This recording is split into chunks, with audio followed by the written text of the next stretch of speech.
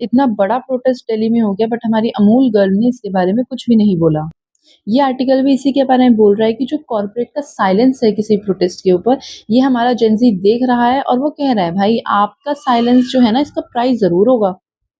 यहाँ पे राइटर ने बताया कि एक कंज्यूमर ने सोशल मीडिया पर पोस्ट डाली कि उसने अमूल बटर से किसी दूसरे पर शिफ्ट कर लिया है एंड उसका रीज़न उसने दिया कि अमूल गर्ल ने कुछ बोला ही नहीं स्टूडेंट प्रोटेस्ट के बारे में।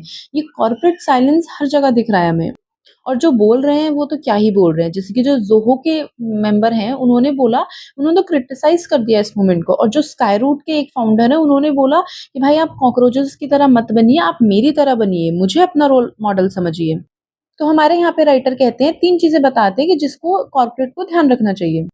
पहला ये कि जेन ज़ी की डिमांड कोई इतनी बुरी नहीं थी, वो फेयर इकोनॉमिक अपॉर्च्युनिटीज़ माँग रहे थे, अच्छी गवर्नेंस माँग रहे थे, करप्शन, नेपोटिज़्म, वीक गवर्नेंस इसको ठीक करने के लिए बोल रहे थे। सेकंड, जो हमारी नेक्स्ट वेव आएगी एम्प्लॉइज़ की, एंटरप्रेन्योर्स की या लीडर्स की वो यही जेन ज़ी हैं। यही हम सबके आगे आके हमें लीड करेंगे। एंड उनकी जो वैल्यूज़ हैं वो देखने लायक है, just like sustainability, social impact, work life balance, work place respect. But ये सब चीज़ें हमारे कॉर्पोरेट कल्चर को तो बिल्कुल भी पसंद नहीं है भाई। और यहाँ पर 3 तो बहुत अच्छी बातें बताई हैं जो जेन ज़ी फॉलो करता है। क्विट क्विटिंग, इसका मतलब है कि जितना काम दिया है उतना करो। एक्टिंग योर वेज, जितना पैसा मिला है उतना ही काम करना है, कोई ओवरटाइम नहीं करना। बेयर मिनिमम मंडे, मतलब मंडे में जो सबसे इम्पोर्टेंट काम है सिर्फ वो ही करेंगे। एंड थर्ड पार्ट हम थर्ड पार्ट हमारे राइटर कहते हैं कि भाई जो आगे आने वाले कंज्यूमर्स हैं वो यही है हमारा जेन ज़ी, यही उनके पास ही स्पेंडिंग पावर है और वही कल्चर इन्फ्लुएंस रखते हैं। राइटर कहते हैं कि जैसे कि बिजनेस लीडर सारी दुनिया की बातों के बारे में बोलते हैं, just like ration inequality, gun violence, तो क्या गवर्नेंस के ऊपर नहीं बोलना चाहिए था बिजनेस लीडर्स को?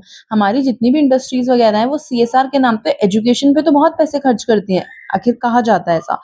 बट उनकी क्रेडिबिलिटी सिर्फ वो स्पेंडिंग से नहीं होगी, वो होगी कि वो बोलते कितना है उस बातों के ऊपर। एंड एक यहाँ पे सॉल्यूशन वो प्रोवाइड कर रहे हैं कि अगर बिज़नेस जो है उनके पास तो इतना पैसा है, तो क्या वो एजुकेशन में सपोर्ट नहीं कर सकते थे? रीडिज़ाइन करके क्रिएटिविटी, प्रॉब्लम सॉल्विंग इतनी चीज़ें हैं, वो किसी न किसी चीज़ में तो सपोर्ट कर सकते हैं ना? एंड एट लास्ट हमारे राइटर कहते हैं कि कंपनीज़ को अपनी अगर लास्टिंग गुडविल बनानी है, तो भाई आपको बोलना तो पड़ेगा, उसके बिना काम नहीं चलेगा क्योंकि आप अपने फ्यूचर कंज्यूमर्स के साथ, एम्प्लॉयी, शेयर होल्डर के साथ ऐसे बेट तो नहीं खेल सकते।